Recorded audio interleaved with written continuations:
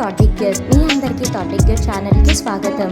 ఈ ఛానల్ మీకు పురాతన దేవాలయాలు, పురాణాలు మరియు పవిత్ర గ్రంథాలు, హిందూ ఆచారాలు, పండుగలు, పర్వదినాల గురించి మరియు ఈ ఆచారాల వెనుక దాగి ఉన్న పరమార్థాన్ని తెలియజేస్తుంది. అంతేకాకుండా టీటీడీ మరియు ఇతర దేవాలయాలకు సంబంధించిన కంప్లీట్ లేటెస్ట్ ఇన్ఫర్మేషన్ ని అందిస్తుంది. షిరిడీలో 3 రోజుల పాటు జరిగిన గురు పౌర్ణమి మహోత్సవాల సందర్భంగా షిరిడీ శ్రీ సాయినాథుని మందిరానికి ఈ 3 రోజుల పాటు ఎంత ఆదాయం వచ్చిందో ఈ రోజు వీడియోలో తెలుసుకుందాము. ఓం నమో భగవతే వాసుదేవాయ.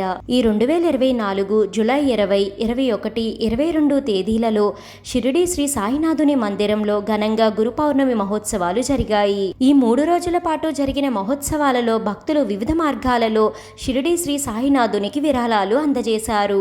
ఈ 3 రోజుల పాటు షిరిడీ శ్రీ సాయిబాబా వారికి దాదాపు 6 కోట్లకు పైగా ఆదాయం సమకూరినట్లు Shri Saibaba Sansthan trust EO Goraksh Gadilkar recent గా తెలియజేశారు.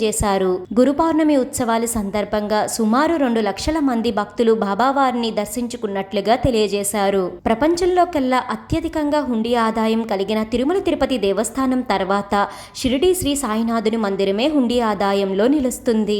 గురు పౌర్ణమి సందర్భంగా షిరిడీ సాయిబాబా వారి ఆలయానికి నగదు రూపంలో 2,50,00,000 రాగా డెబిట్, క్రెడిట్ కార్డులు, ఆన్లైన్లో 1 కోటికి పైగా విరాళాలు వచ్చినట్లుగా తెలియజేశారు. మరోవైపు చెక్లు మరియు మనీ ఆర్డర్ల రూపంలో సుమారు 2 కోట్లు వచ్చినట్లు ఈవో తెలియజేశారు. ఇక మరికొంతమంది భక్తులు బంగారం, వెండిని విరాళంగా ఇచ్చినట్లు, వీటి విలువ 10 లక్షలు ఉంటుందని వెల్లడించారు.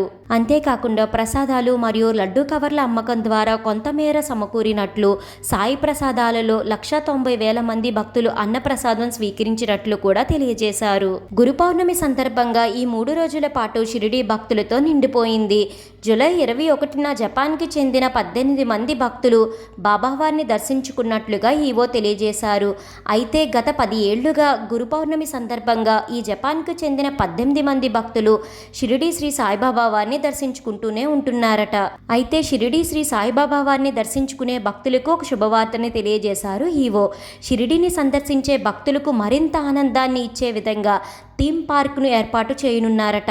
దీనికోసమని మహారాష్ట్ర ప్రభుత్వం దాదాపు 40 కోట్లు మంజూరు చేసిందట. షిరిడీలో 22 ఎకరాలలో ఈ ప్రాజెక్ట్ రూపొందనుంది.